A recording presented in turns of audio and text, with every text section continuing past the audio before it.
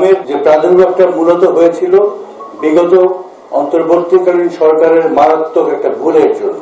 আজকের যে ক্যাম্পেইন আমরা শুরু করলাম, এই ক্যাম্পেইনের মাধ্যমে সারা বাংলাদেশে 6 মাস থেকে 5 বছর বয়সের প্রায় 2,40,00,000 বাচ্চাকে ভিটামিন এ ক্যাপসুল খাওয়ানো হবে। আপনারা এবার হামের প্রাদুর্ভাব বাংলাদেশে দেখেছেন, যে প্রাদুর্ভাবটা মূলত হয়েছিল বিগত অন্তর্বর্তীকালীন সরকারের মারাত্মক একটা ভুলের জন্য। ওনারা ভুল করে হোক, ওনারা অদূরদর্শিত অভাবে হোক, ওনারা 2024-25 সালে যে হামের টিকা দেওয়ার কথা ছিল সেই টিকা দিতে ওনারা ব্যর্থ হয়েছে। তার কারণে আজকে আমাদের বাংলাদেশকে হামের প্রাদুর্ভাব দেখতে হয়েছে এবং অত্যন্ত দুঃখজনকভাবে এবং লজ্জাজনকভাবে আমাদের কাছ থেকে 600-এর উপরে শিশুর প্রাণ ঝরে গিয়েছে।